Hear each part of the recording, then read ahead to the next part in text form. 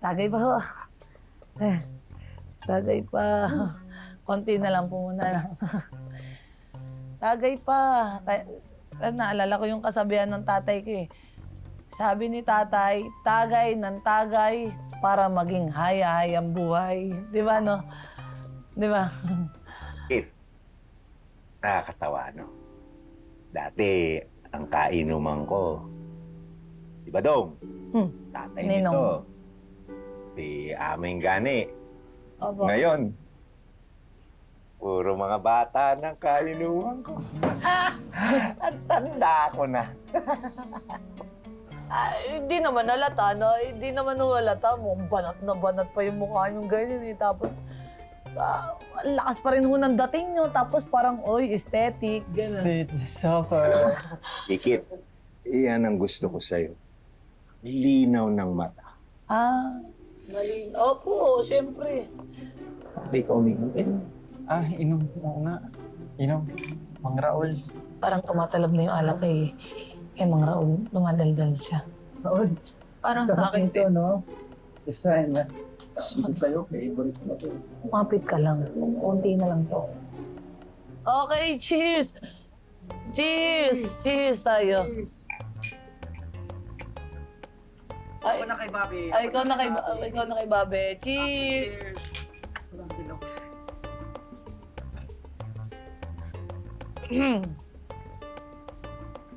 Okay, Juan. Isa... meron pa. Ako hindi ako nandadaya. Iisa pa ho ako, ha. Kuya! I came as soon as I got your text. Anong emergency sinasabi mo? Si Mom, hindi pa umuwi. I tried texting her, calling her. She's not picking up. I have a bad feeling about this. Teka, wag muna tayo mag-isip ng ganyan, kuya. Go ahead. Let me try calling.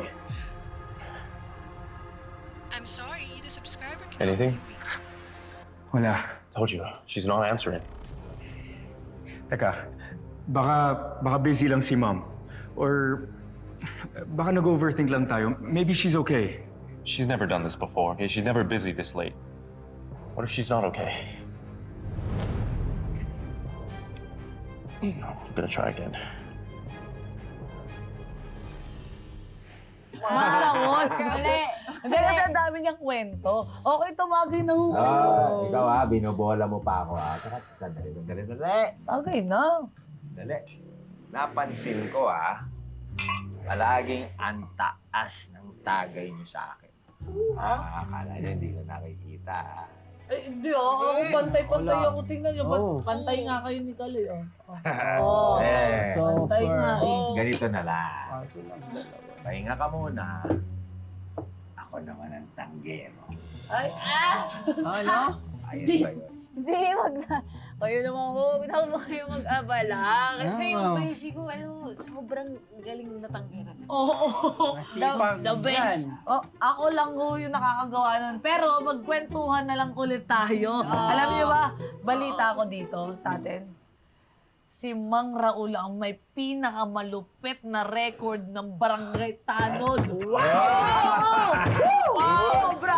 Sobra! At ito pa, marami na daw siyang mga nasaksihang mga kaguluhan, mga na-witness. Kaya ang tanong dyan, Mang Raul, totoo po ba yung sinabi niyo na meron kayong alam sa nangyaring aksidente ng tatay ko? No, we can't wait that long, officer. Okay, our mother's missing. She's not responding. We need help right now. Mom! Mom! Mom, ano nangyari sa'yo? Saan ka galing? Kanina ka pa namin tinatawagan. Mom, please talk to us. Did something bad happen? Mom, sino nagganito sa'yo? Mom, huwag kayong matakot. Ituro niyo siya sa akin. Ako bahala sa kanya. Drew, relax. That's not helping, bro. Bro, what do you want me to do, huh? Just sit and comfort Mom habang naagrabyado na siya? Listen, we don't know what happened. Mom, tell us, did something bad happen? Wala na. Wala na sila. Wala na sila. Sinong sila? Ang tagal ko naghanap. Ang tagal ko naghihintay. Akala ko, makikita ko pa si Emily. Wala na, hindi ko na maririnig yung boses niya. Hindi ko na siya mayayakap. Wala na, patay na sila. Patay na ang anak ko.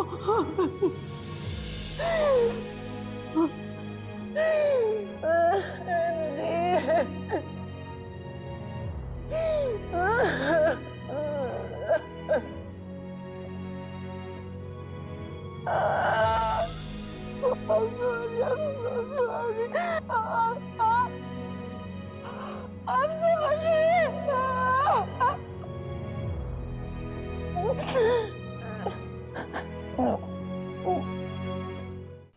Mom, I think you've had a bit too much already. Hayaan niyo lang ako.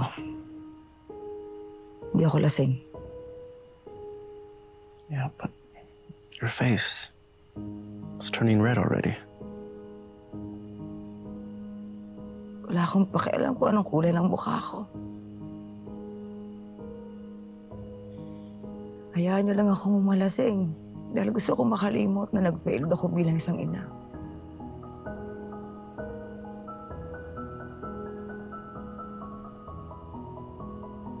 Dahil ako yung rason kung bakit hindi ko na siya makikita ngayon. Ako din ang rason kung bakit hindi ko na siya makakasama. Siguro kung nakikita ako ngayon ni Emily, ikinahihiya niya ako. Siguro galit na galit siya sa akin kasi hindi ako naging mabuting ina. No, Mom. Hindi mo kasalanan. Ginawa mo ang lahat para mahanap si Emily. Para makasama siya ulit.